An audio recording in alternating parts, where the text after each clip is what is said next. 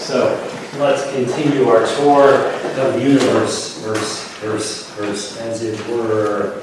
So I want to talk about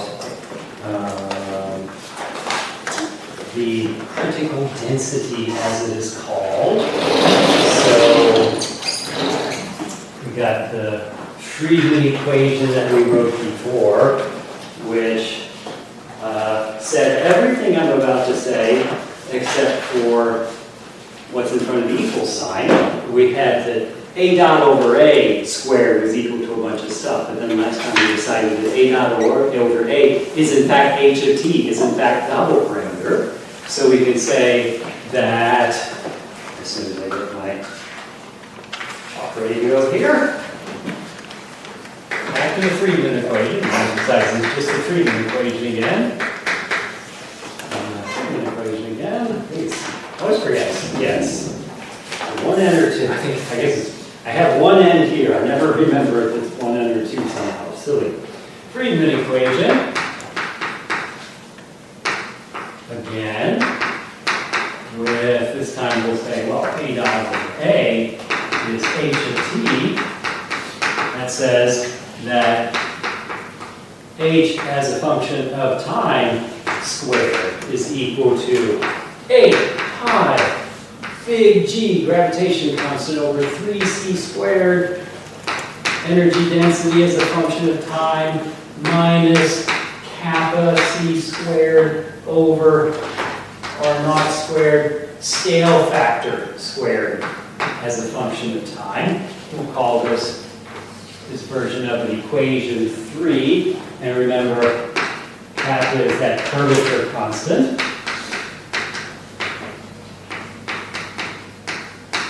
Quick, see if you remember. Flat universe, what's kappa? 0. 0, yeah, that's right. 0 for a flat universe. What if we got ourselves a spherical universe? Kappa is 1. Yep, plus 1. Yep. Plus 1 for a flat spherical universe. And I'll give you one guess what it is, or maybe you just remember. We're getting a pattern here. For a saddle-shaped universe, kappa is minus 1. Yeah, those are possibilities there. So we have what's called the crisis in cosmology, where measurements of the Hubble constant based on looking at Cepheids in distant galaxies say one thing, and based on the cosmic microwave background say another thing. I'm going to give you the Planck satellite, which looks at hot and cold spots on the cosmic microwave background. We haven't talked about that yet, but whatever. So presently, according to the Planck satellite, the ESA's, European Space Agency's Planck satellite,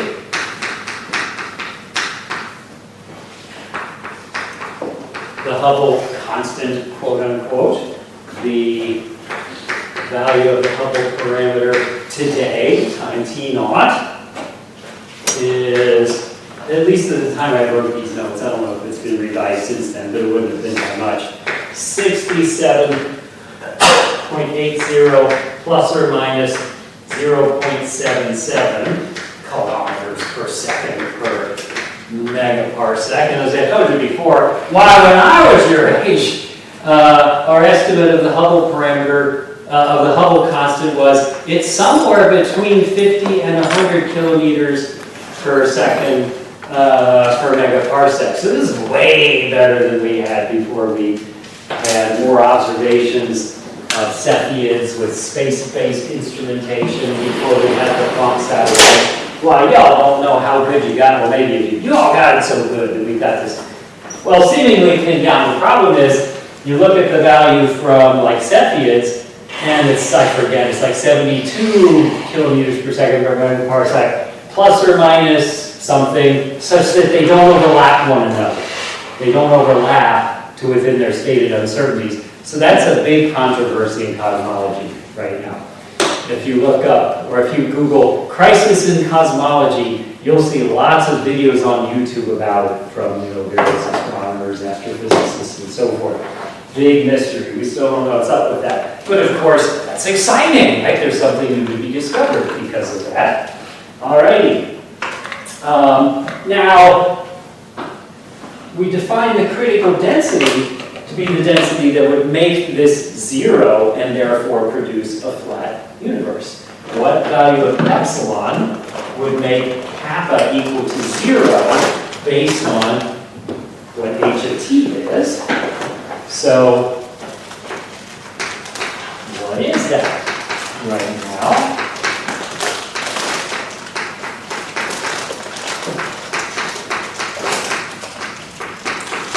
We find the critical density to be the value of epsilon that implies kappa equals 0, a flat universe. Well, that's easy. I make kappa equals 0 in this equation and solve for epsilon. Why, a kindergartner could do it as long as they knew some algebra. So the critical density, epsilon c as a function of time, just putting kappa equals 0 over there, is 3c squared h of t over 8 pi g. So if we wanted it at the present time, we just say, well, plug in that h naught is the value of h today.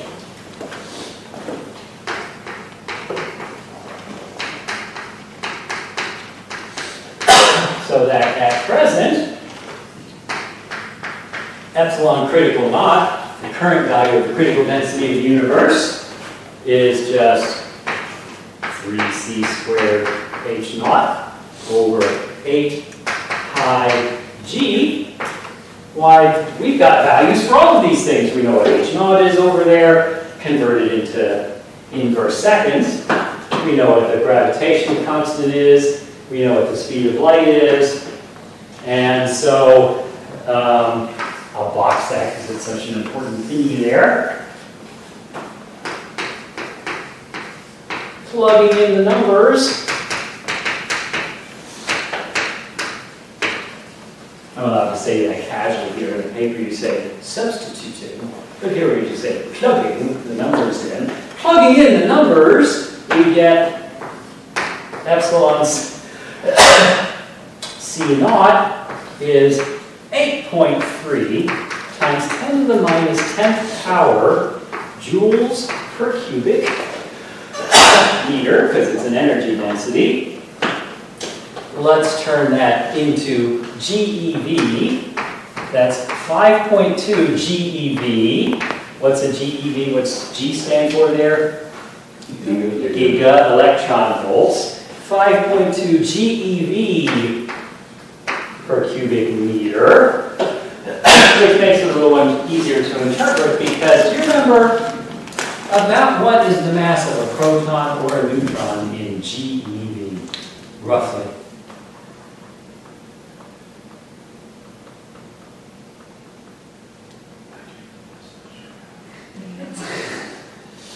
One. It's about 1 GeV. It's like 938 MeV, right? So it's about 1 GeV it turns out. Proton, neutron, they're both about 1 GeV, a little less. How about the mass of a hydrogen atom in GeV? About 1, right? Because electrons are, right? They're like, a bit more than a 2,000th or something like that of the mass of a proton or a neutron. So in other words, we can also put this in terms of the equivalent to about 5 H atoms per cubic meter. Right? It's an energy, but energy and mass have an equivalence. So this is the energy equivalent of roughly a bit more than 5 hydrogen atoms per cubic meter. If the whole universe were nothing but hydrogen and had smeared out everywhere 5 atoms roughly per cubic meter, it would be flat based on that density. Our local density here is more or less than that. In this room, more or less than 5 H atoms per cubic meter. Yeah, come on, way more, right? Yeah, way more. But in the universe as a whole, in terms of baryonic matter, you and me matter, the stuff that stars and galaxies and planets and people and everything you can see is made of, it's way less than that. It's way less than that. So if you look at baryonic matter, there's not nearly enough of it to make the universe flat. On the other hand, we think the universe is flat. We have good evidence that the universe is flat, both on theoretical grounds and on observational grounds. And the reason for that is why? Does anybody know? If you took cosmology, or you just read about things or whatever, yeah. So that in a flat universe, like a triangle, each side it'll be like, it'll make it 180 degrees. Oh, so there you're talking about the evidence. There you're talking about like when you look at the cosmic microwave background hotspots, is that what you're talking about right there? And so we find that they look actual size, quote unquote. Yeah, and so, yeah, cool, good, but, and you know, so gold star. But what I'm asking here, so truly, I'm happy that you were thinking in those terms. But what I'm asking here is, what's making up the difference? And nothing I have said would tell you that per se, but there's 2 things in addition to baryonic matter that are in the universe. What are they? Dark matter. There's about 5 times as much dark matter as there is baryonic matter in the universe. And still, that would only be about 30% of the critical density, roughly. What's the rest of it? It's another dark thing. Dark energy, yeah. So we think that the universe actually is essentially at the critical density, but it's mostly dark matter and dark energy. And us, baryonic matter, is just a small percentage of it.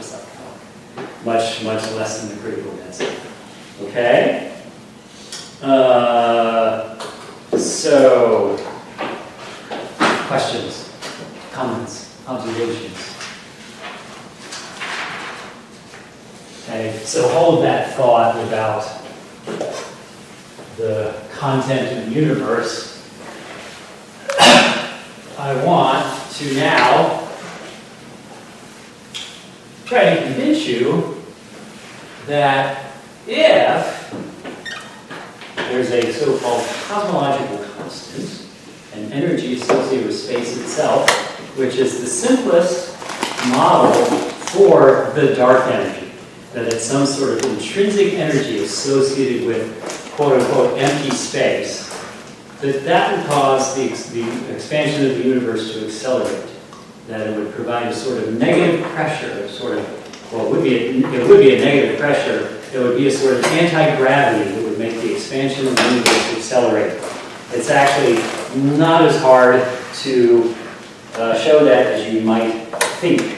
So, we need to come up with, there's some chicken feed here, it's not entirely chicken feed, the energy equation.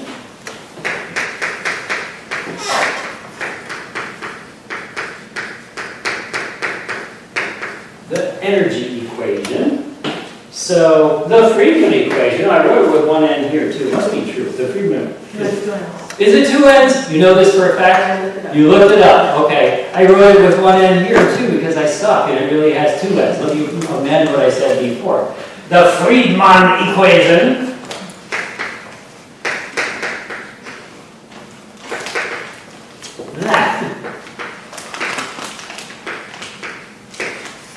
the Friedmann equation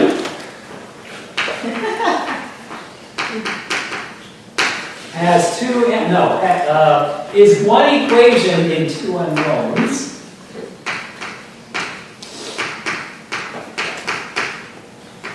It's one equation in 2 unknowns,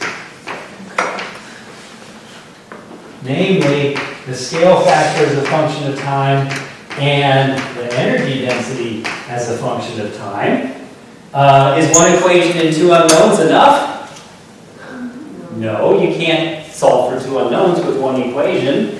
So we need another equation relating them. I'll bet we'll call it the energy equation.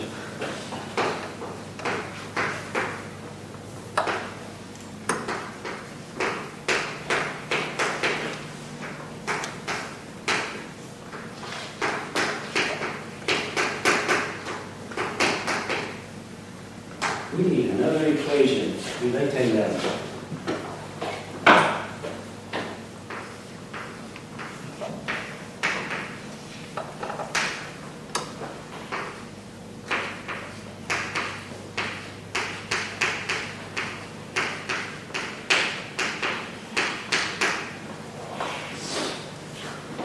So we're going to consider what we call a co-moving volume.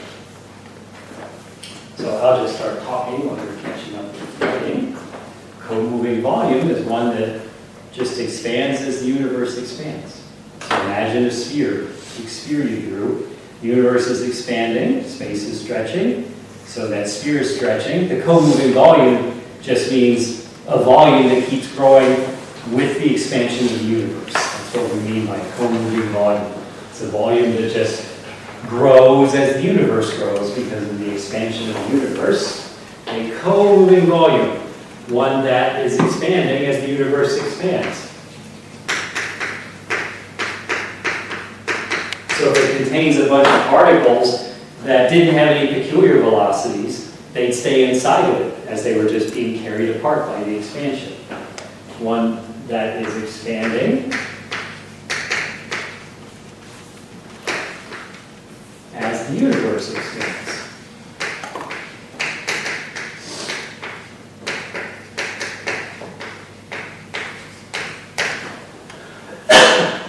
Let's look at everybody's favorite law of thermodynamics, the first one. I mean, maybe like the second one, but I don't think the first one. First law of thermodynamics. It's almost like you take classes and they end up being related to one another, you know? Weird.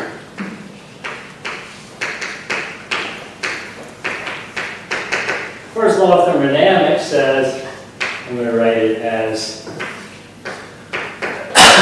dq is dE plus pdV. So often we'll write it as dE is dq minus pdV. But I'm going to switch it up and say dq is dE plus pdV. So here's my co-moving volume. Maybe it's a sphere, it doesn't have to be. What's dq represent? That's the what flowing into it. Heat. That's the heat, right? Yeah. So heat flow in. Almost wrote it as all one word. But heat flow. Heat flow in. What's dE? Yeah, change in the internal energy.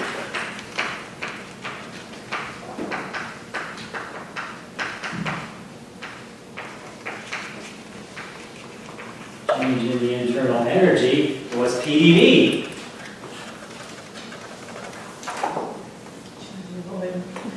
Well, yes, it is literally pressure times the change in volume. Can't argue with that. That's true. Well, yeah, it's work, right? It's the work. It's the pressure volume work being done here. So, I gotta pick myself so I don't mess this up. If I put it like this, dE is dQ minus pdV, right? This would be the change in energy is heat flow in minus work done by, right? But in this case, it's work done on because I've got it as a plus sign here.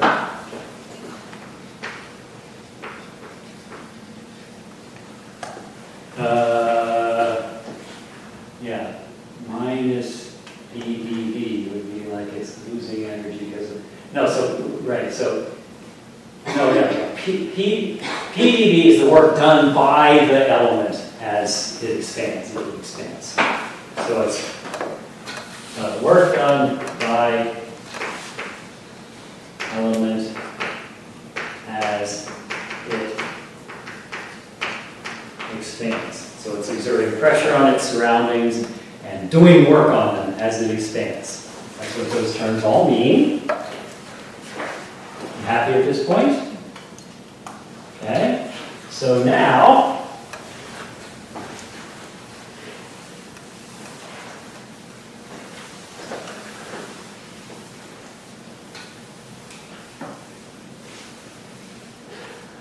if the universe is homogeneous, so we're going to assume that the real universe is not homogeneous, but we're making a simple model of just a uniform universe. It's just full of fluid, if you will, just it doesn't vary from place to place. On very large scales, we think that's true on average. So this is a simple model where we assume a homogeneous isotropic universe. If the universe, and then we expect to get the big picture, if you will, behavior of the universe as a whole. If the universe is homogeneous,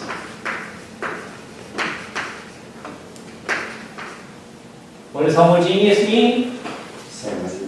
Same. That's isotropic. That's isotropic. Homogeneous is same at every location. It's the same at every location. That's what homogeneous means.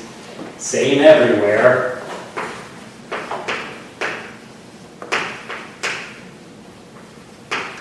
If our universe is homogeneous, same everywhere, then dq is equal to 0. Why do I say that?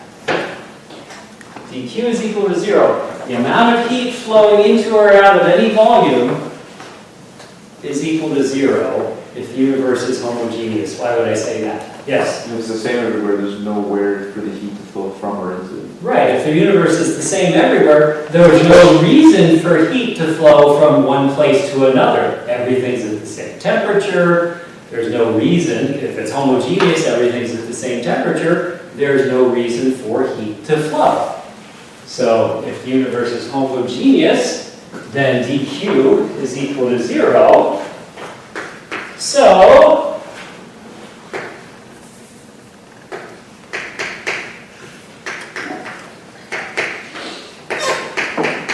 you might think of this as dividing through by dividing through by dt. Right, so in other words, time's progressing. Let's just divide everything by dt. In an example of what as I've said before, my calculus teacher from college said is bad algebra but good calculus. I divide through by dt, and I get that 0, because dq dt will be 0, is dE dt plus p dV dt. And let's just write that as, how do we symbolize, what's our mass compact notation for denoting ddt? Why, we just put up on top of everything. A dot, yeah. So we just say that says E dot plus P V dot is equal to 0 for our co-moving volume.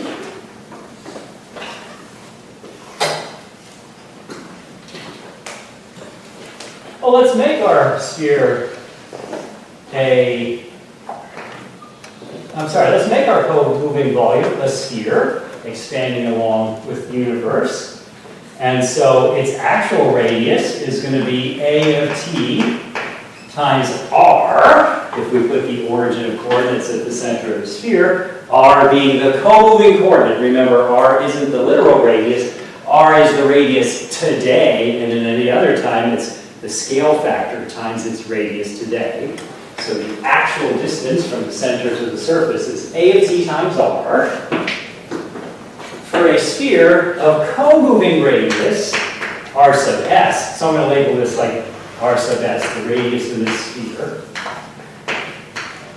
For a sphere of co-moving radius r sub s, so its actual size Its actual radius is the scale factor times r sub s. R sub s itself stays constant because r, the co-moving coordinate, expands with the universe.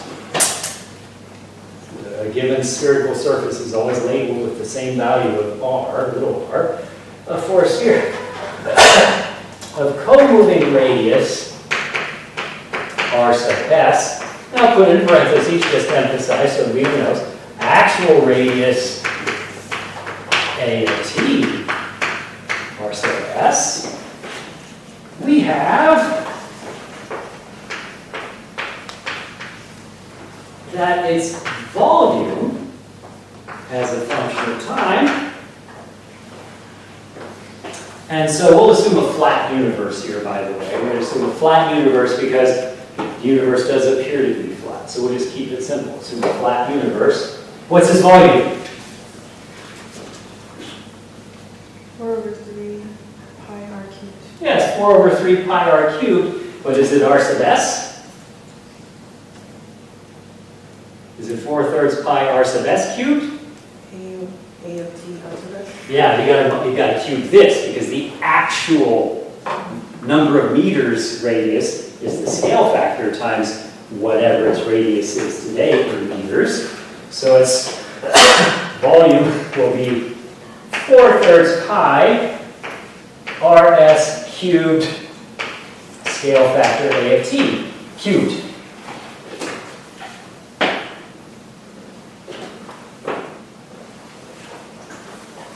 So now we can evaluate that v dot value right there.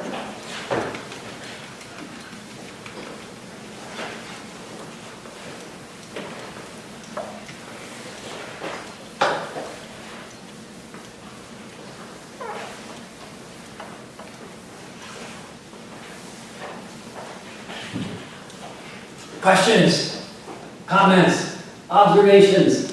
Nobody ever has observations. Circle is the. Ah, my heart is warm. Thank you. Okay, so, except it's a sphere. Wow. Yeah, but it's in fact a circle on the board. Yes, it is absolutely a circle on the board. And so, my heart is appropriately warm. Yes, okay. Alrighty.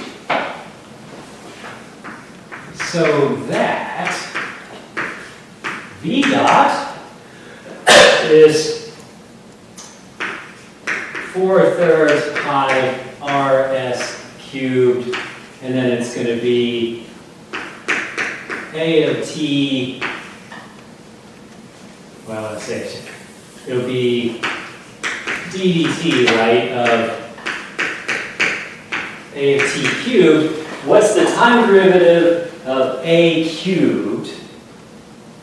Gotta use the chain rule here, right? So that'll be dA cubed dA, dA dt, right? d dt of a cubed is dA cubed dA times dA dt. That's just the chain rule. What's dA cubed dA? What's the derivative of a cubed with respect to a? 3a squared, yes, please say 3a squared. Yeah. And then dA dt is a dot. So in other words, what I'm going to write here is that v dot is 4/3 pi rs cubed. 4/3 pi rs cubed times 3a squared a dot. But then, I'm going to rewrite that as 4/3 pi rs cubed times a cubed times 3a dot over a. In other words, I've just written a squared as a cubed over a.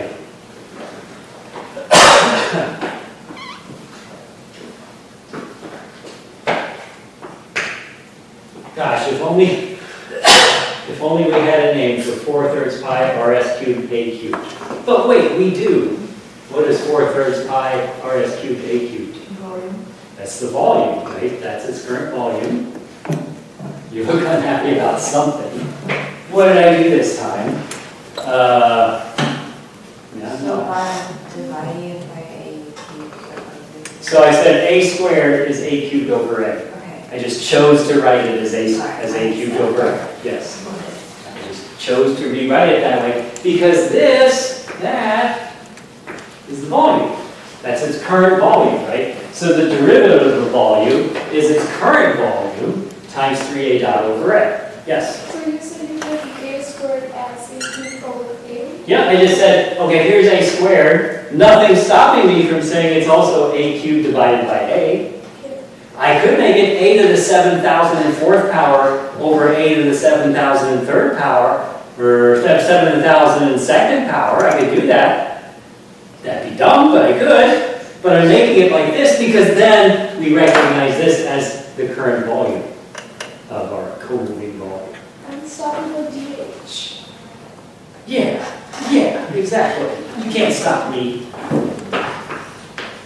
Oh my God, now I'm going, I can't touch this. Okay.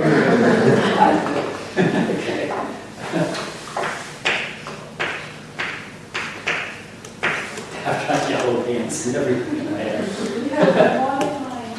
What's that? Harmonic mind. There you You use the go. thing all the time. Alrighty, so V dot then, in other words, is V times 3a dot over a, okay? So hold that thought, we're going to use that over there in a minute.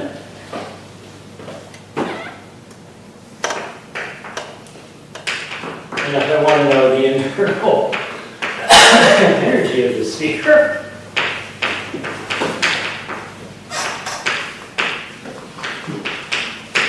well, what's the relation between E and epsilon and V? Well, epsilon is the energy per unit volume, and V is the volume. Tell me, how can I find E from epsilon and V? Multiplying. You could multiply them together, yes. So the internal energy of the sphere is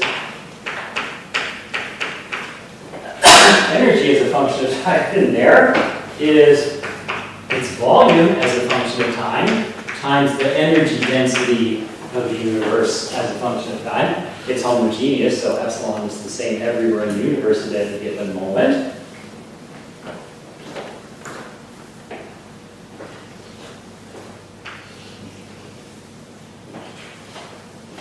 Two, 4, 6, 8.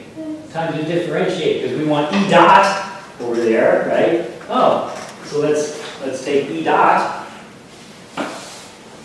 Gosh, if only there was a rule that would let you take the derivative of a product of two functions. But wait, there is a rule that lets you do that. It's called the product rule, right? So, welcome to Math 110. So, E dot. Actually, I think it's cool though that you can do so much, get so much understanding out of the universe from some actually pretty simple math in the end. It's really pretty cool. E dot is then, well, it's just V dot epsilon plus V epsilon. Right, just product rule. So it's going to be, I'll write it in this order because that's the order I'm doing in my notes. V epsilon dot plus V dot times epsilon, just the product rule.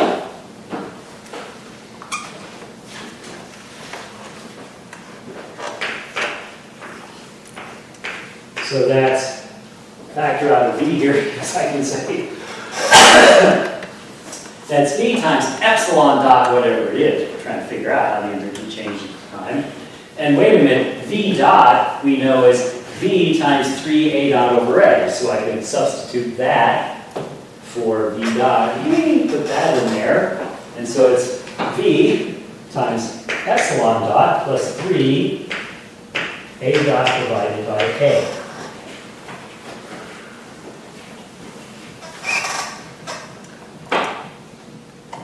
just substituted what V dot was. It's V times 3A dot over A, so I just put that in there.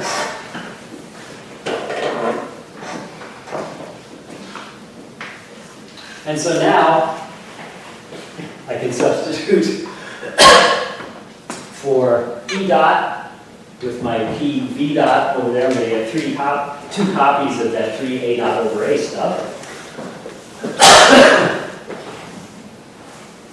So I'm going to write up here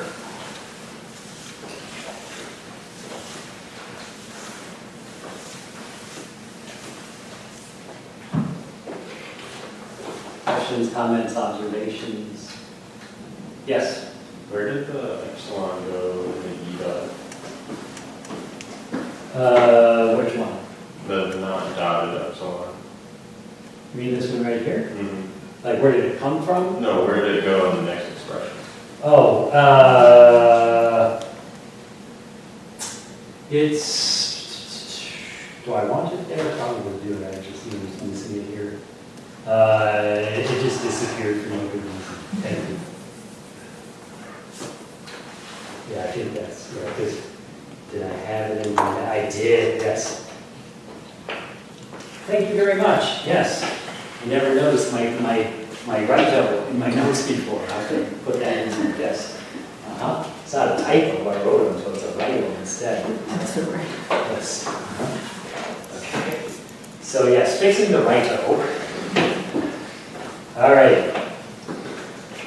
Thus,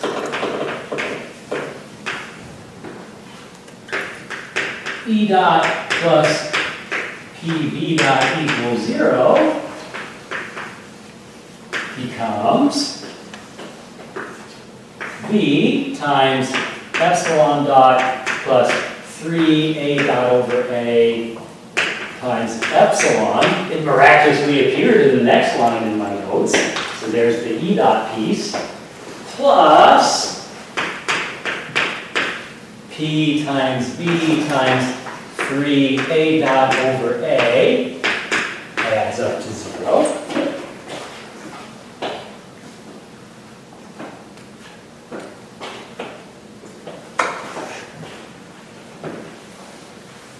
And so if we just rearrange the terms, we get what we're looking for here, the so-called fluid equation.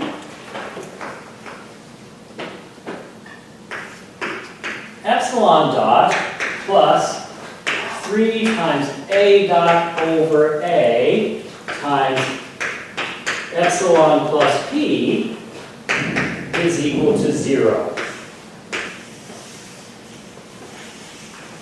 So that's just collecting terms over there, right? In other words, we've got, well, we can, well, I can cancel the V's because it's in both terms. And then I've got only epsilon dot by itself, and then I've got 3A dot over A times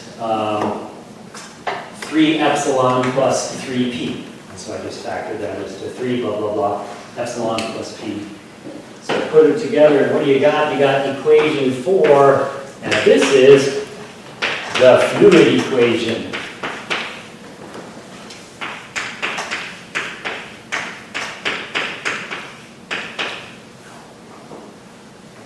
Which we could also call like the energy equation, because it's telling us that it's telling us epsilon dot, rate of change of epsilon. So I guess I'll put that there. Because I was advertising to do the energy equation, so I've got to call that too.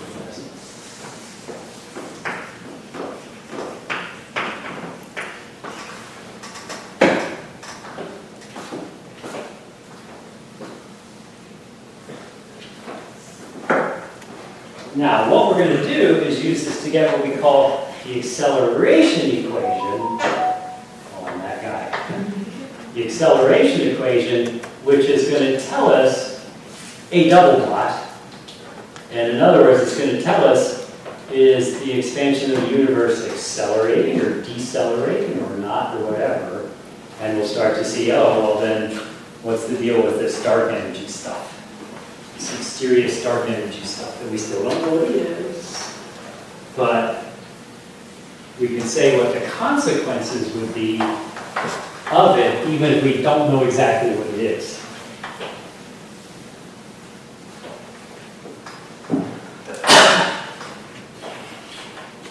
So, I guess I'll just remind you what it says. So, rather than have you go back and revise, this would be a very simple transformation.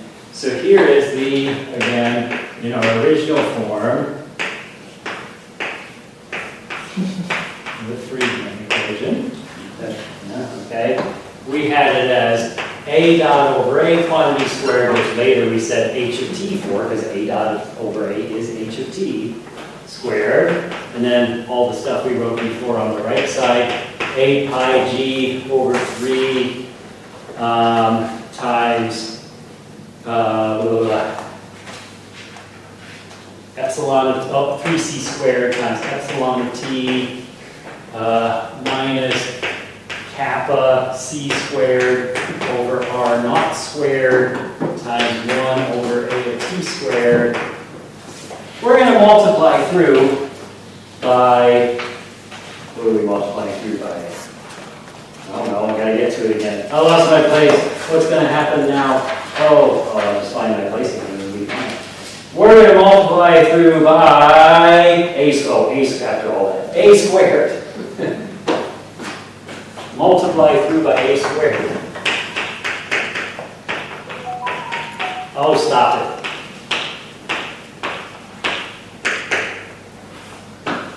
Later on, I'll find my respond within 5 minutes and you'll win $1 million. And I'm like, dang.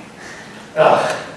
That's what I get for trying to teach my students. All right, but anyway, multiply through by a squared. And so, of course, that just turns it into a dot squared is equal to 8 pi g over 3c squared times epsilon a squared.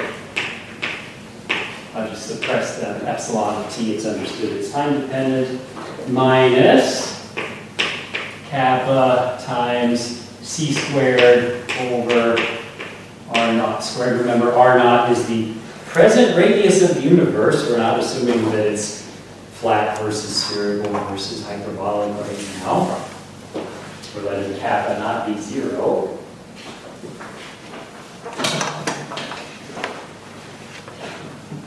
Two, 4, 6, 8. You might want to differentiate.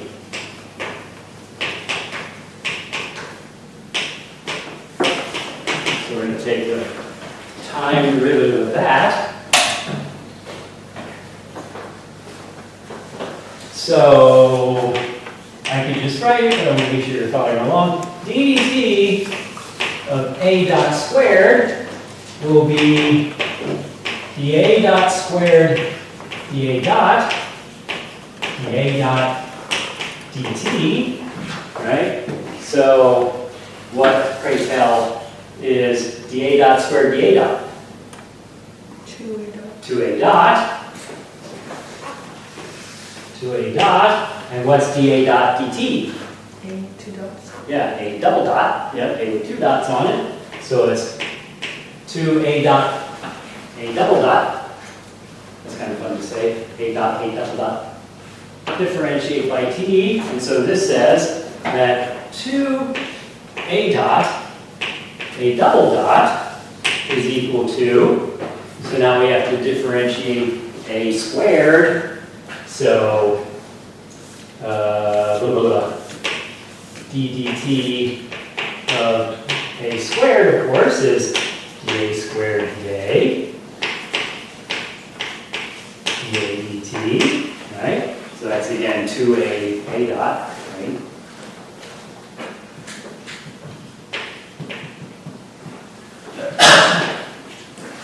And so this will give us, what am I doing here? What I do? Oh yeah, and then we also have epsilon that has to be differentiated as well, because we've got epsilon a squared, both of which depend on the time. Catherine is giving me a look, but I'm not sure how to interpret. That's all the differentiation. Yeah, this is just on the side. you know, just like, be sure you're following along here and stuff. I could just write it, but then you might be, wait, how's this work? And you stop paying attention. So I'm just like being, you know, everything's explicit here, right? And so we're going to use that ddt of epsilon a squared is going to be d epsilon dt a squared plus epsilon dA squared dt, and we just figured out what dA squared dt was. So in other words, on the right-hand side, that first term differentiates to 8 pi g over 3c squared, because those are all constants. And then the derivative of epsilon a squared, so that'll be epsilon dot times a squared, that term right there, epsilon dot times a squared, plus epsilon times the derivative of a squared with respect to t, which is 2a dot. So epsilon times 2a dot. And then what about this piece? What's its time? Ain't no time derivative there, because that's the curvature of constant! And that's the speed of light, which is constant! And that's the radius of curvature of the universe today, Constant for now. which is constant. Yeah, it's changing, but R naught is not, because R naught is its current value, and that's its current value is its current value. Period. So ain't no derivative there. So this is the whole thing right there. This is what we got. So now we're going to divide by 2a dot a. Why? Well, because it gives us what we want. Right? We're unstoppable. Oh my God. No. God. Now I've got CA in my head. I'm unstoppable. Oh my God. Anyway. So, aren't earworms great? Divide, not divide by 2a dot a. And so that says that a double dot over a, which is what we're looking for here, a double dot over a is 4 pi g over 3c squared times epsilon dot a over a dot plus 2 epsilon. But this is just a step along the way. Yes? Just to confirm, you're dividing by 2a dot a. Yeah, so I'm dividing both sides of this by 2a dot a. So 2a dot cancels on here, but I'm dividing by 2a dot a. So a double dot over a on the left-hand side. And all the other stuff on the right-hand side. That became a 4 because I'm dividing by 2 on both sides, and 8 over 2 is what? What's 8 over 2? 4. I'm in the presence of genius, yes. Okay. And then over here, right, it's just epsilon dot a squared over a dot a is going to be epsilon dot a over a dot, and epsilon dot 2a dot a, if I divide by 2a dot a, just becomes 2 epsilon. So this is what I've done. Everybody happy? Okay. If you're happy and you know it, there we go. Yes. All right. Okay. And so, hold on to your hats because after the break, we'll get the acceleration equation. What? Yes. Yes. What?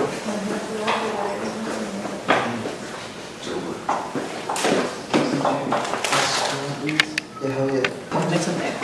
Or just keep it. Oh, you make hot butter and then you serve it as a piece of butter.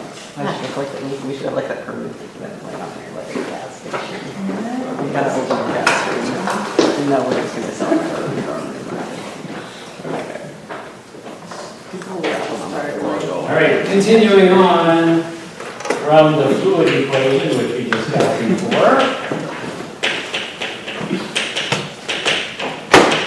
Why, we can rearrange that one to say that epsilon dot times A over A dot, right, that thing right above there, is equal to minus 3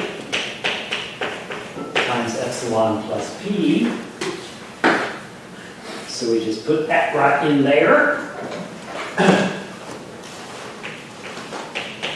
So that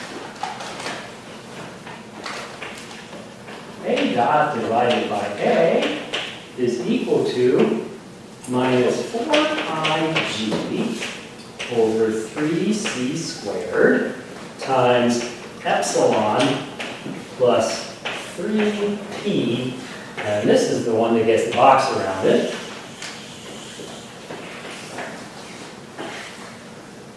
All right, because inside parentheses now I've got minus 3 epsilon minus 3p plus 2 epsilon, right, which turns into minus 3p minus epsilon, and then I just factor out the minus to get A dot over A double dot over A, minus 4 pi g over 3c squared times epsilon plus 3p, and this is equation 5, and this is the acceleration equation.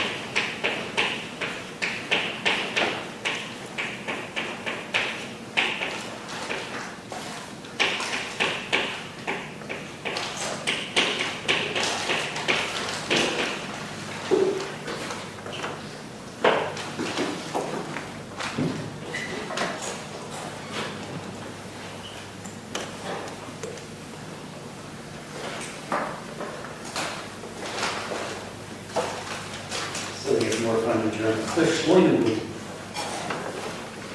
That's acceleration. Beschleunigung.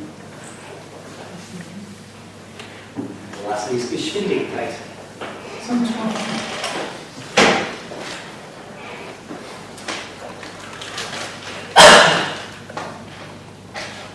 Okay? So here's the thing. It's got the pressure in it. The pressure is affecting a double dot. In other words, this is GR. Note that pressure gravitates. Pressure contributes. Pressure gravitates.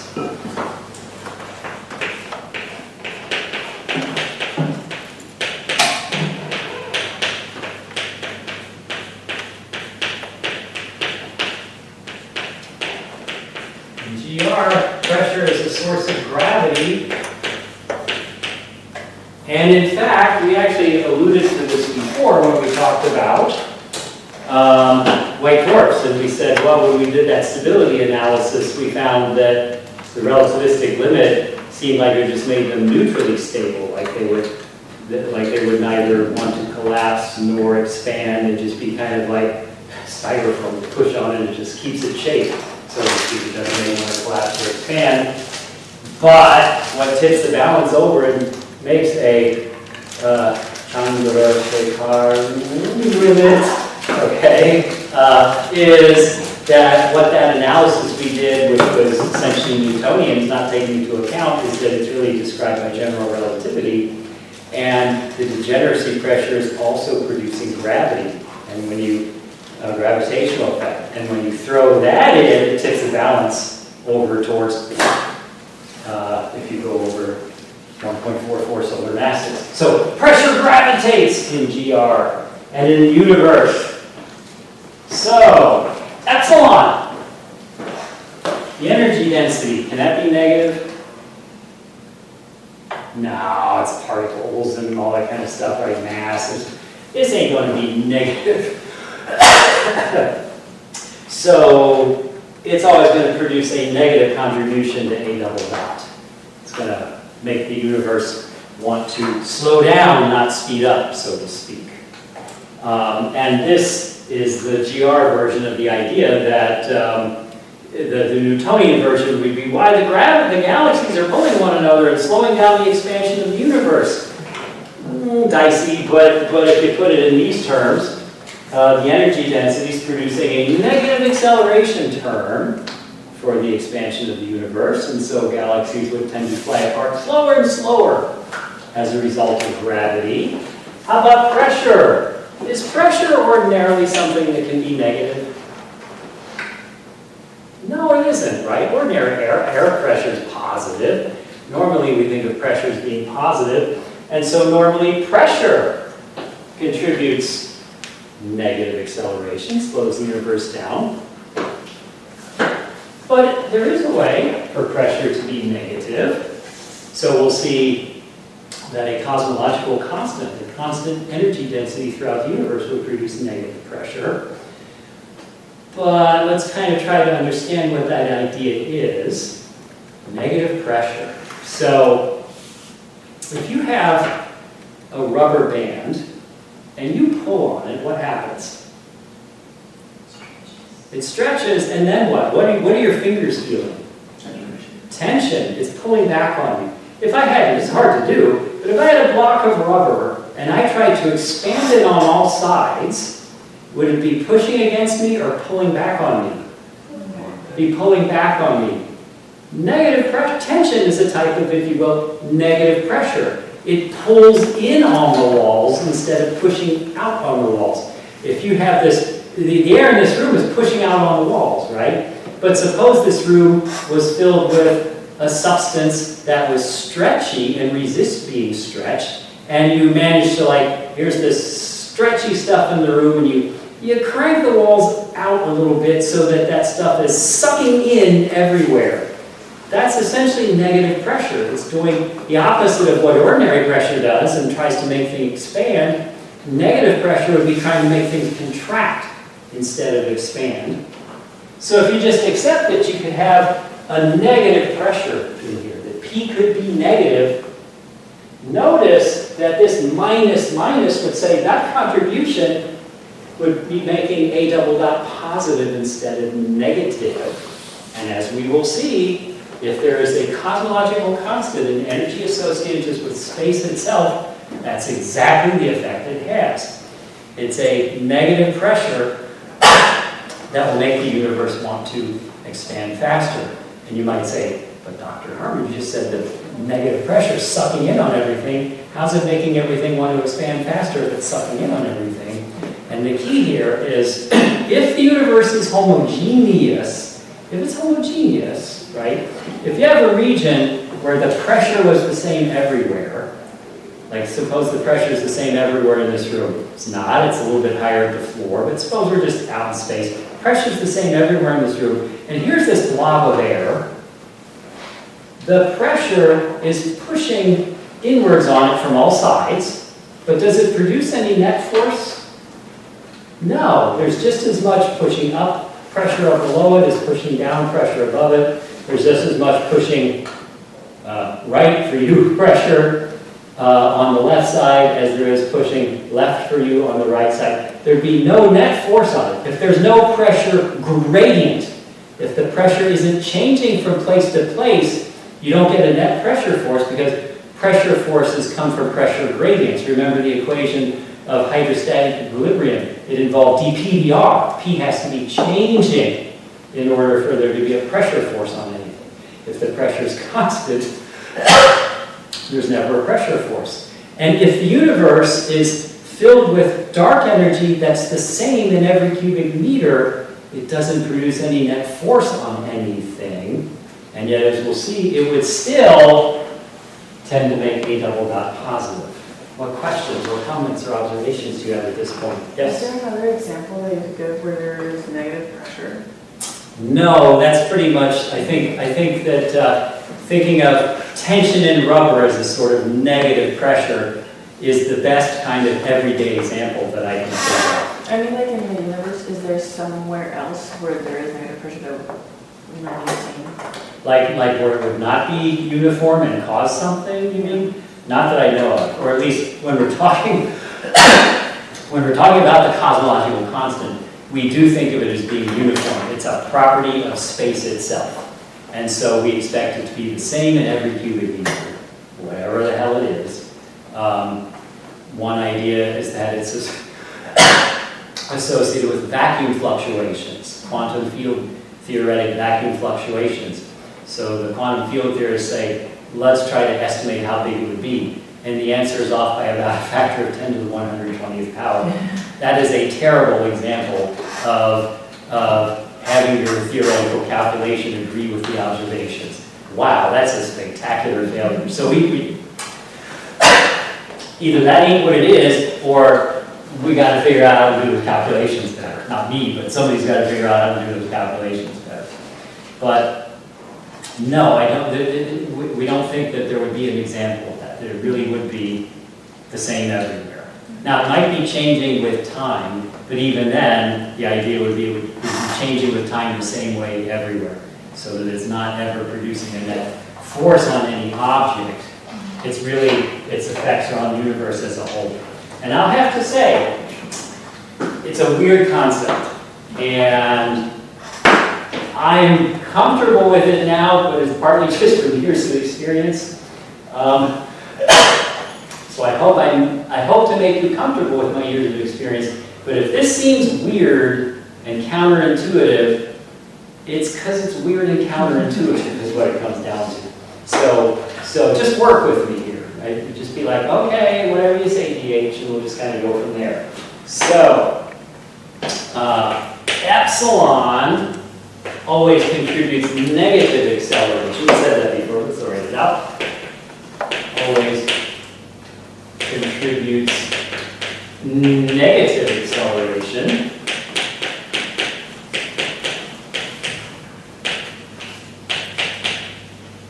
A double dot.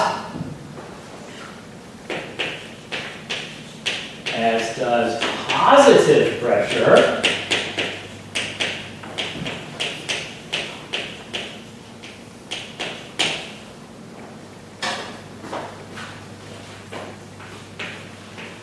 But negative pressure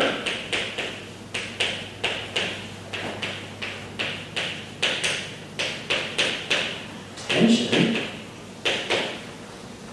contributes a positive acceleration.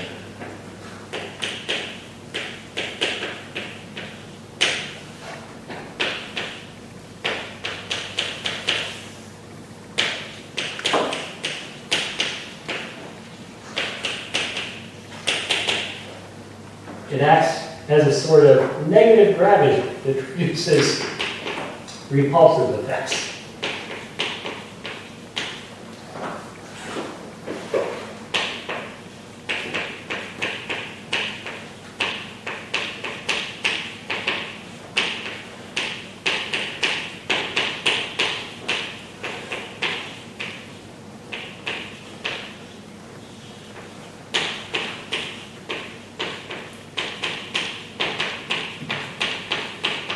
If there's enough of it, it can make galaxies fly apart faster and faster instead of slower and slower.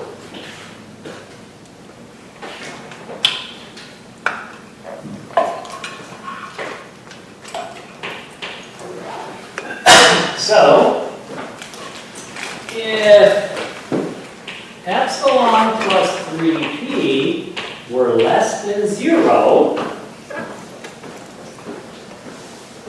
then we'd have minus minus, and the right-hand side would be greater than 0.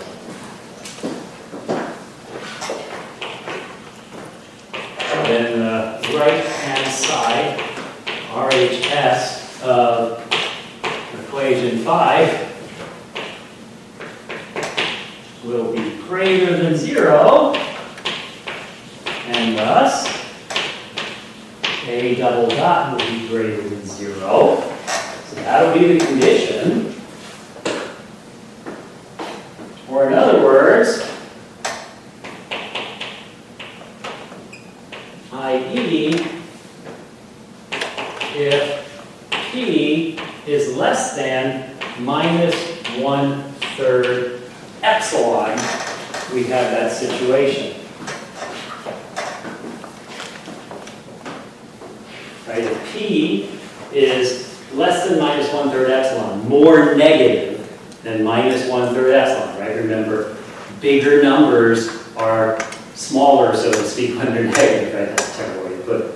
The bigger the magnitude of the number, the smaller it is when you're talking negative numbers. So if P is less than minus 1/3 epsilon, that term will be negative. Epsilon plus 3P will be negative, and we'll have positive acceleration.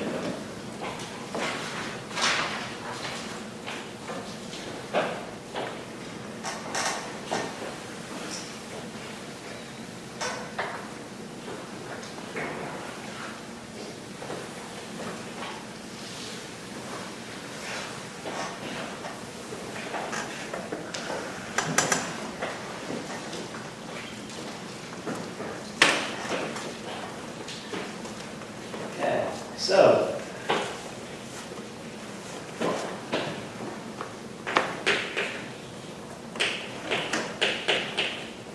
I want to say here,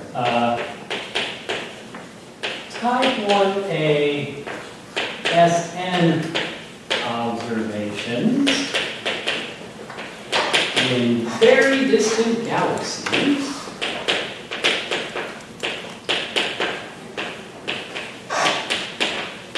So what's SN stand for?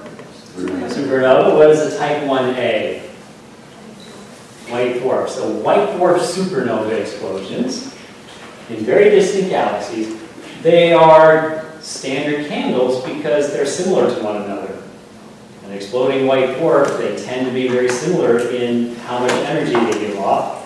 It turns out it's not entirely similar, but it's been discovered that the longer they take to decay, I think it's the brighter they are. So you can correct for the variation amongst them by looking at how long they take to decay. And so we can measure very distant galaxies' distances this way. And what was discovered by two independent groups, I think they were, what were they called? So they can't remember the high Z, I forget now what they're called. But anyway, one's the high Z supernova, shut up. Two independent teams in the late 90s both came to the same conclusion that A double dot is positive. But has implied A double dot is greater than 0. The expansion of the universe is accelerating. The High Z Supernova team was one of them, and the other was the Supernova Cosmology Project. The High Z Supernova Research Team and Okay. I think I get credit. I was close enough. Yeah, okay. Says me. Okay, thank you. The expansion of the universe is accelerating.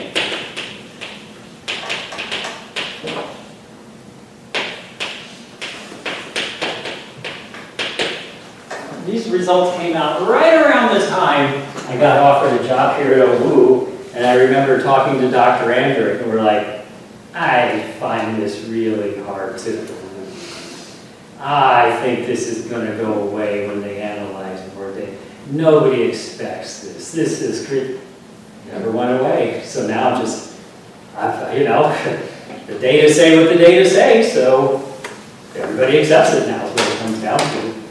Okay, so A double dot's positive. It was a shock because everybody expected A double dot to be negative. They were trying to measure how negative A double dot was. Their data said it's positive, and so both groups independently one another like, we better triple, quadruple, quintuple, sextuple, check this because we're going to look foolish if this turns out to be we didn't analyze the data correctly. We didn't account for systematic errors. So they double, triple, quadruple, something like Dr. Seuss or something.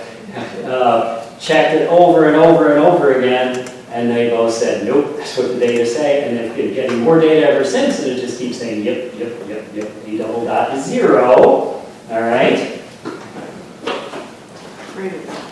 What's that? Sorry, thank you. A double dot is greater than 0. 0 would have been surprising too, but it's greater than 0.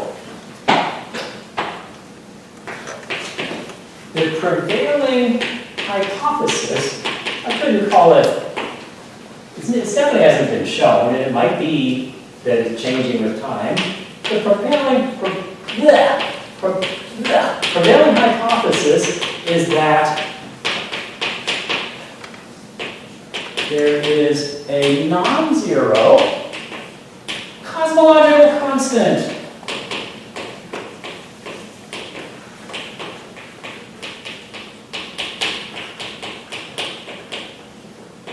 A constant energy density associated with every cubic meter of space that just is intrinsic to it. Constant energy density intrinsic to every cubic meter of space.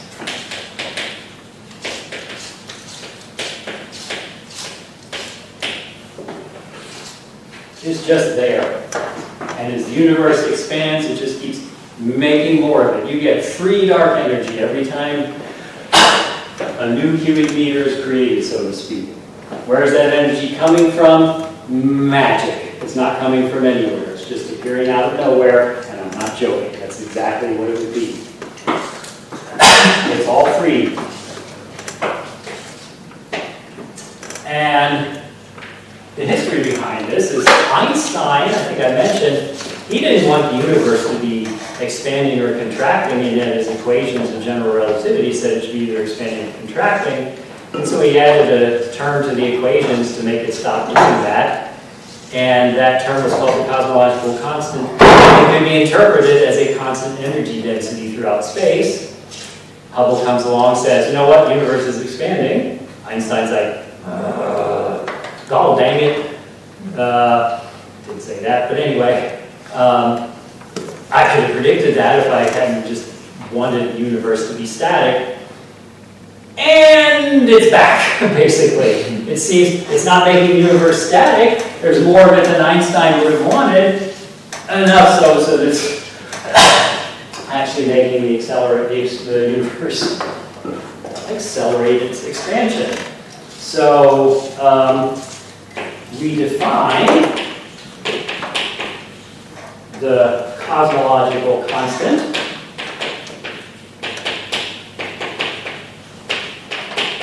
with the symbol, that's a Greek letter, it's a capital Greek letter. What is it?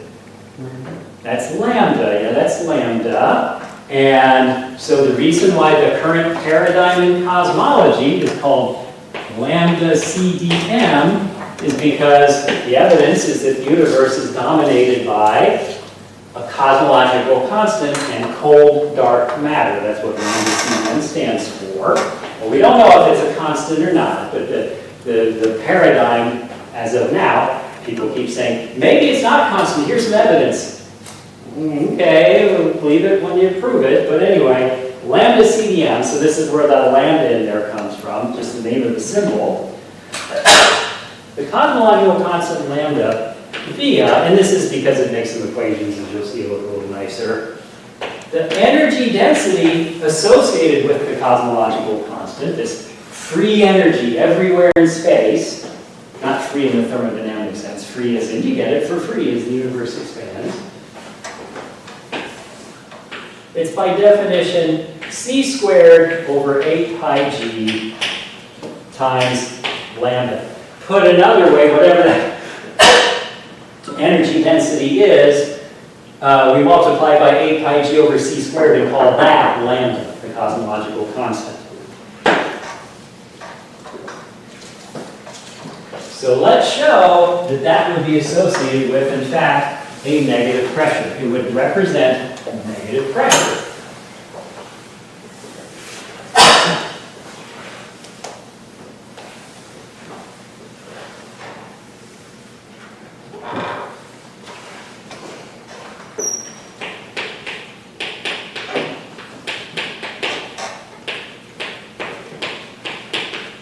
This will be associated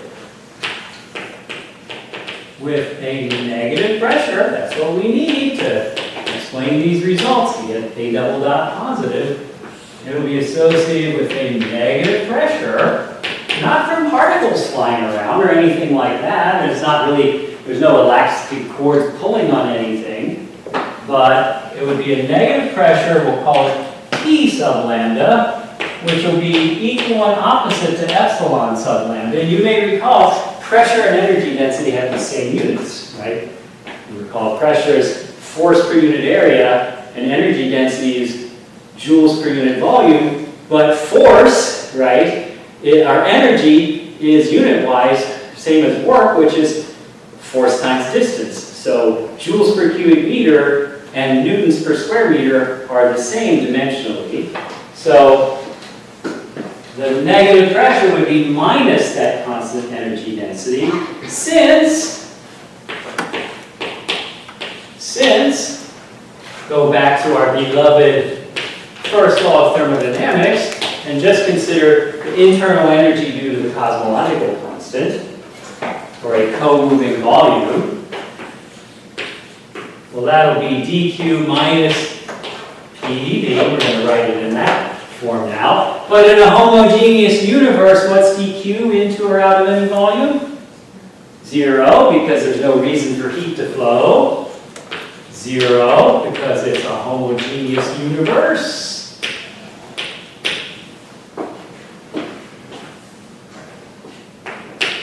But, remember I said that every volume gets this much energy, so, and it's just coming out of nowhere, right? Woo! And so, this is my Halloween spooky sound, okay? So, woo! Right? So here it is, here's this volume expanding, and because that epsilon inside of this constant, you're adding internal energy as it expands. Its internal energy is increasing by an amount, the energy density times the new volume that's been created, the additional volume that's been created as our co-moving volume expands.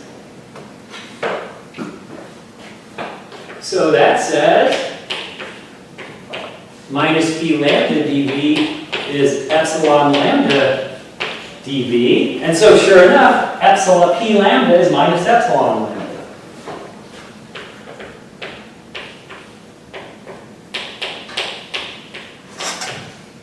Sure enough, there's negative pressure there. To which a response might be, what the hell's going on? It's like, this is magic? Kind of is. But because, it's magic and that, wow, where's this energy coming from? It's free! It just comes for free. It's just every cubic meter of space just gets it. To kind of justify the action that is this idea that it's this negative pressure, okay?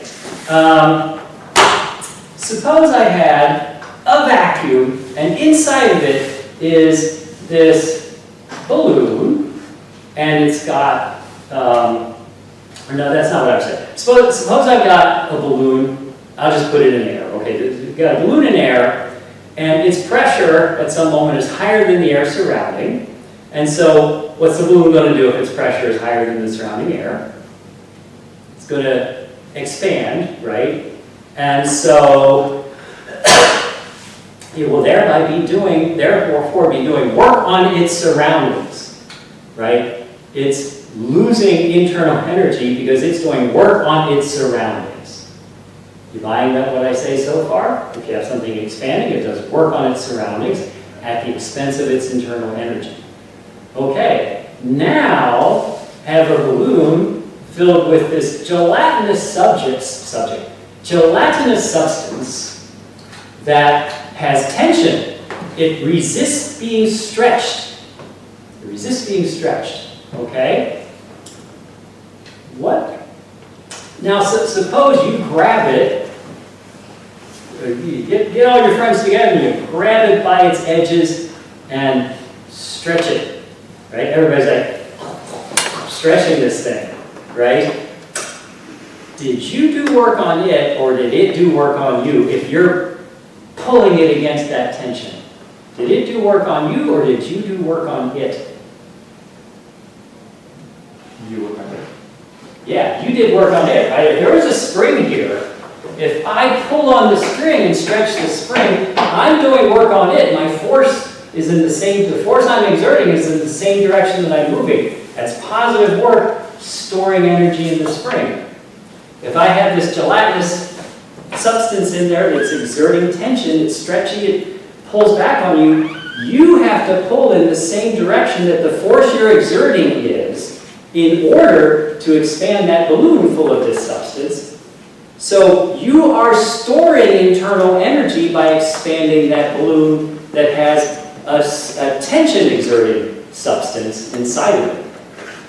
A pressure exerting substance does work on the surroundings. You'd have to push on it to keep it from expanding so much. It would be doing negative work on, it would be doing work on you instead of the other way around. But if you're having to pull on it to make it expand, you're doing work on it. You are storing energy in it. And that's kind of what's going on here, except that it's everywhere in the universe. But notice, every volume as it expands is, it's like there's this tension that it's expanding against. And so energy is being stored within it as it's, so to speak, pulled against that tension. And so that's why we get this relationship right here. If that tension stayed constant as you expanded it, a real thing would have increasing tension as you expanded it, but if somehow it's this weird substance that always has the same tension, no matter how much you expand it, you would find that the pressure was minus the energy density in that situation.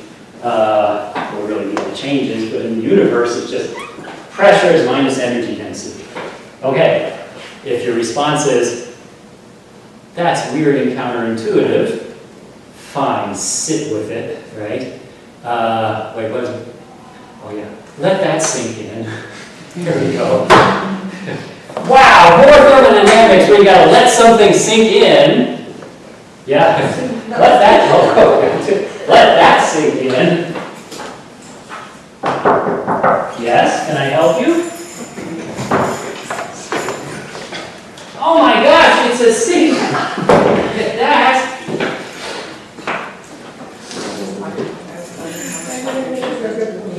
you gotta tell Dr. G about this, by the way. Thank you. Yes, this one, right. There's a sink behind the door, right? Okay. So let's put that into the Friedman. Oh my gosh, on this page I've got it with 2 ends. Yeah, all right. I'm not hopeless, I guess. So this time I don't have to write, I just write it with 2 normal ends because I did it right. You got back the Sherman spirit. That's right. That's the sad part is, I mean, if I don't put the 2 ends there, I'm like, I have to turn in my German card or something, you know? Yeah. Nine! I refuse. All right. So, where am I? Okay. Friedman, yes. The Friedman.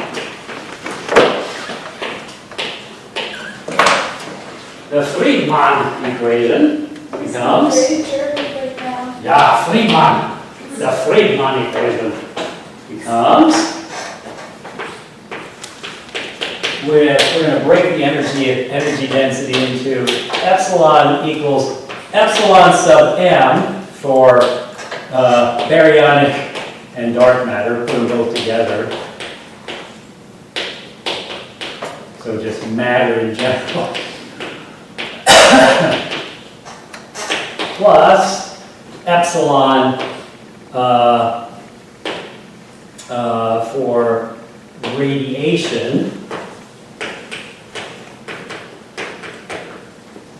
So there's radiation in the universe too. Most of the radiation energy density is actually associated, it turns out, with the cosmic microwave background radiation. Very little of it's in starlight comparatively.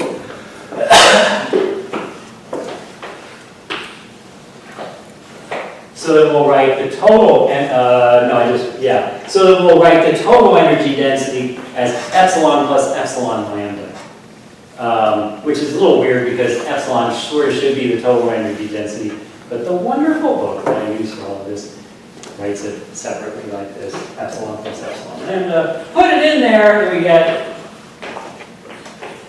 A dot over A squared is 8 pi g over 3c squared epsilon total we'll say that that's epsilon plus epsilon lambda.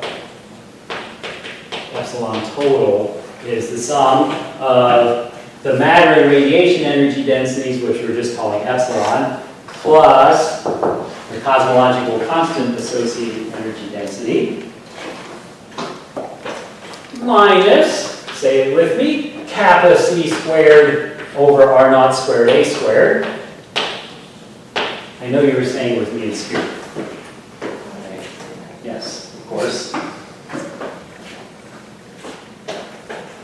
Equals 8 pi g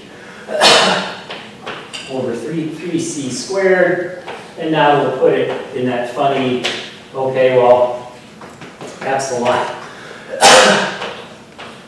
lambda is c squared over 8 pi g lambda. Right, so we have that definition of lambda in terms of epsilon lambda. Minus, say it with me, kappa c squared over r naught squared a squared. Yep. Yeah.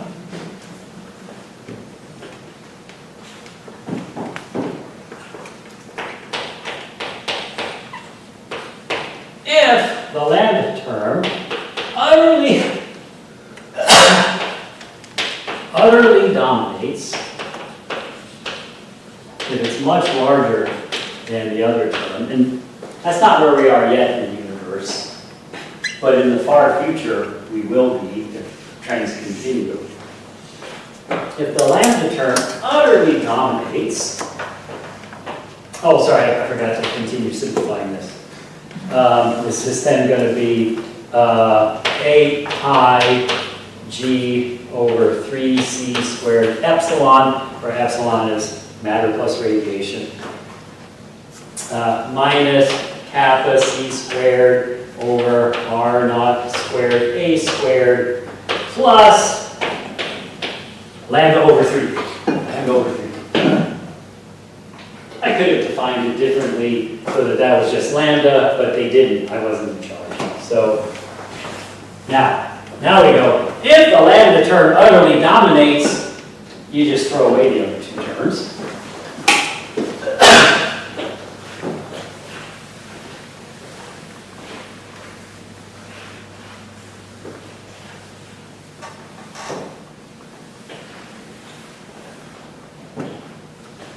Well then, a dot over a squared would just be equal to,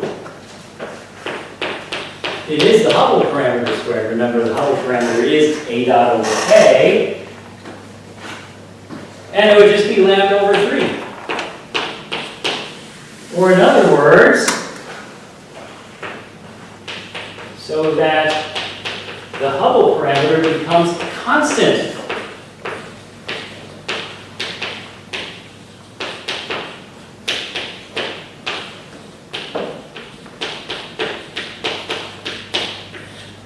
It just becomes constant.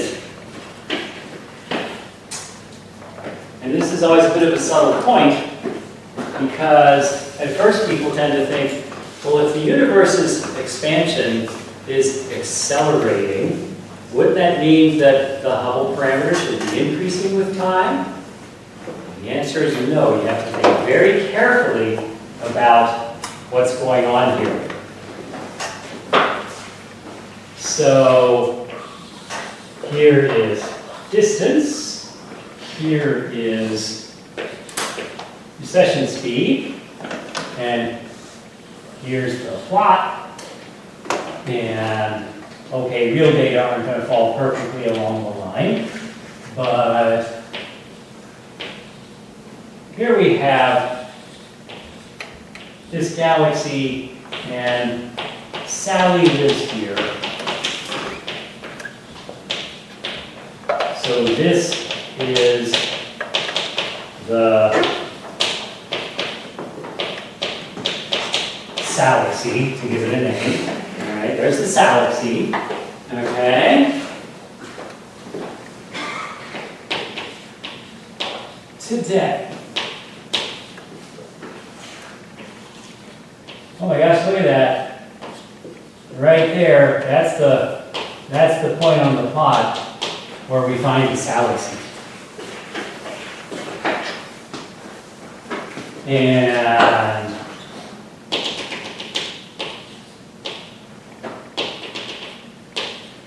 there's the distance to the Salic today and the recession speed of the Salic today, ds and ds.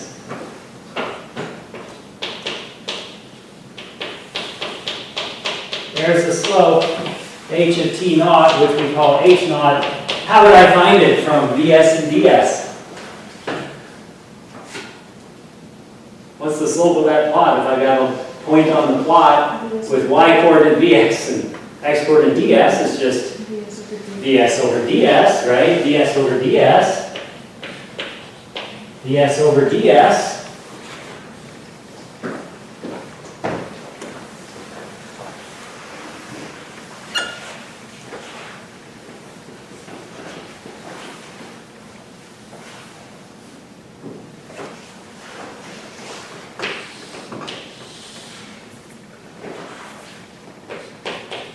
Today, plus a few billion years.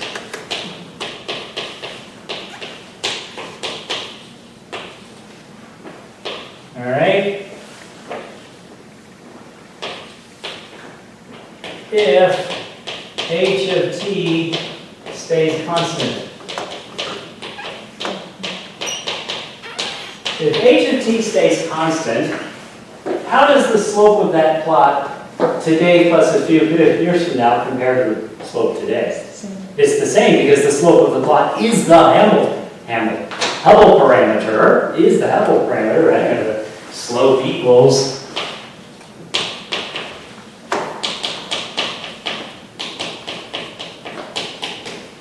right? If h of t stays constant, slope equals h of t, but that's the same as it is now. By hypothesis, it's just staying constant. Normally, the slope is changing with time. Normally, well, if the universe were not accelerating, or whatever, it could be changing with time, but we're saying it's staying constant. Okay, my plot's a little curved there. Okay, so the Salic seed. Is it the same distance from us a few billion years from now? No, it's further away. So now the Salic is up here, let's say. So maybe this is the Salic distance today and the Salic recession speed today, but the zeros to say today.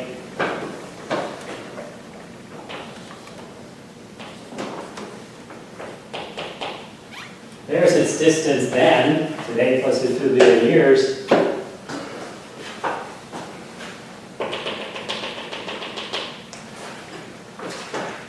Is it receding the same speed it was today?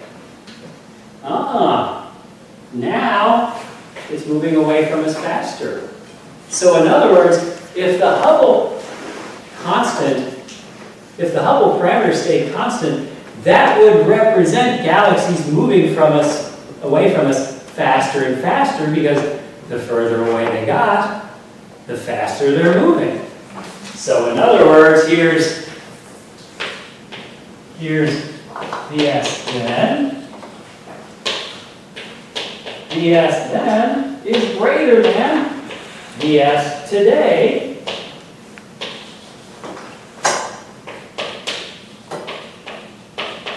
The Salic and all other galaxies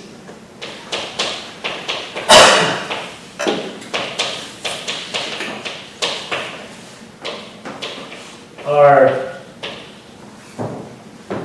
moving away faster as time progresses for a constant value of the Hubble parameter.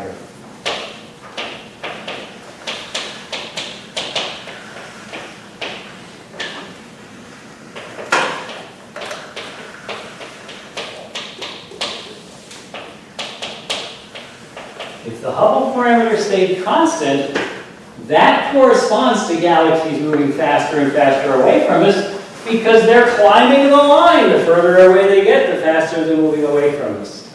So in the limit of dark energy completely dominating everything, you would get a universe where the Hubble parameter just stayed constant. But don't be confused, because people then say, oh, if the Hubble parameter stays constant, then there's no acceleration, right? No. The acceleration that we're talking about when we say the expansion of the universe is accelerating, we don't mean that the Hubble parameter is increasing with time. We don't mean that.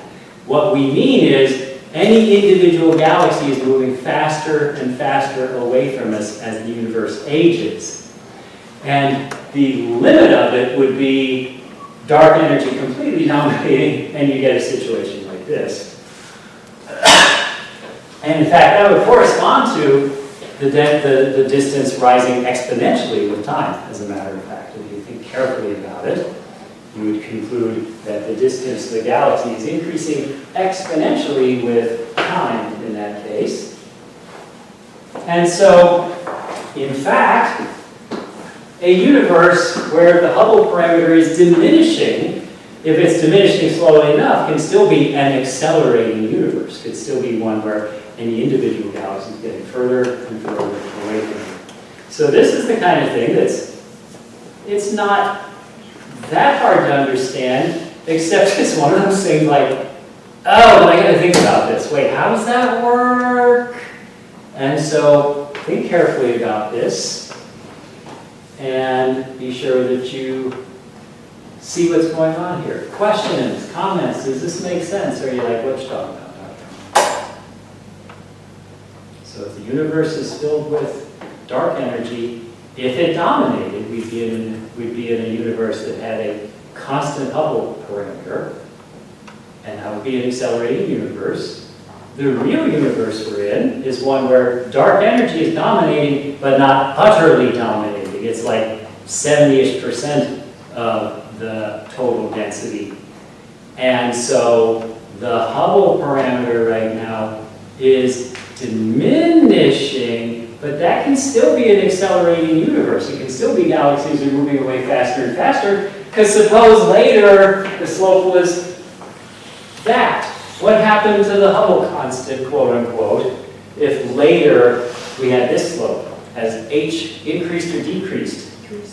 It decreased, right? Because a greater distance corresponds to, or a given distance corresponds to a lesser velocity. So the slope of the plot would have diminished, but okay, here's the galaxy, here's the Salaxy today, and here's the Salaxy, I'd have to think about it, let's see, anyway, I'd have to think about it, and I don't have time to think about it, there we go. But Salaxy later is, I don't know, somewhere along this line, and it's still true that the Salaxy and Sally with it, because she lived billions of years, is moving faster and faster away from us with time. And that's the universe we're living in right now. It's dark energy dominated, but not utterly dominated. And so h of t is diminishing, but it's still true that any individual galaxies right now, they're moving faster and faster away from us. And as the universe ages, if the cosmological constant really is constant, well, what happens to the density of matter as the universe expands? If you're not creating new matter, and so the galaxies get further and further apart from one another, what happens to the matter density with time? It's diminishing, it's going down.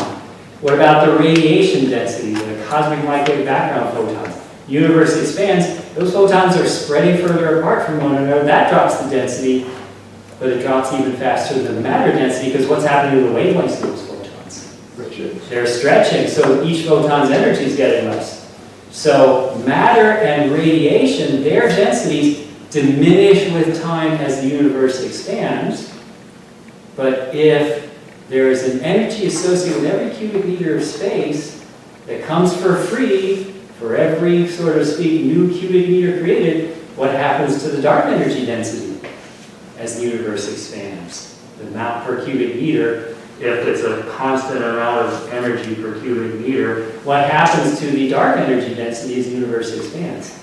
No, it's not going up, it's the density I'm asking for, not the total amount of it, the density. It just stays the same. It stays the same because if it's a cosmological constant, every cubic meter has the same amount of this stuff, so it stays the same.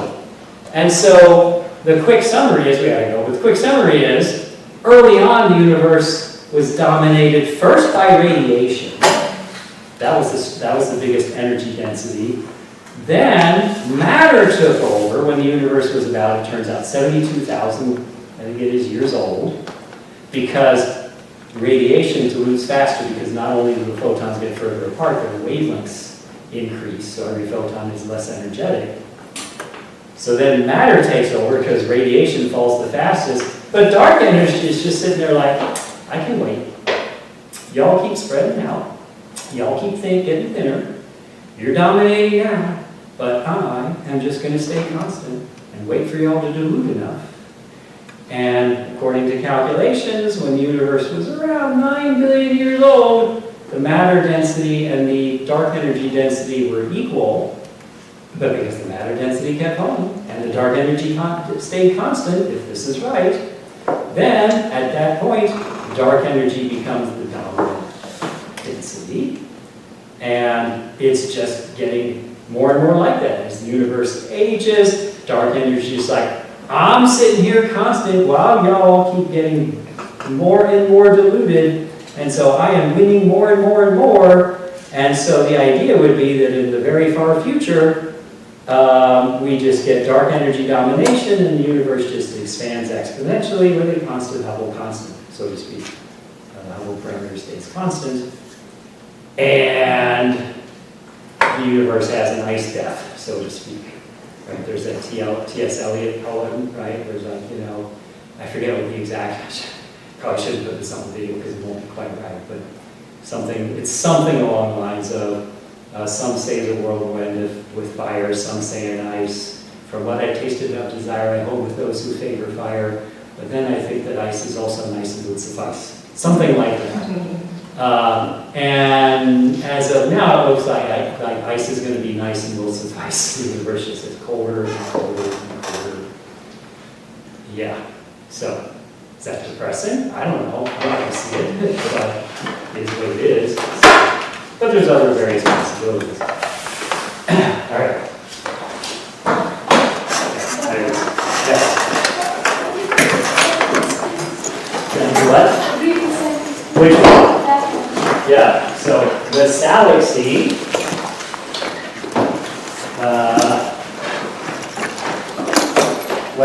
the galaxy and other galaxies are moving away faster as T increases. That's exactly what it said, like all the time. Yes.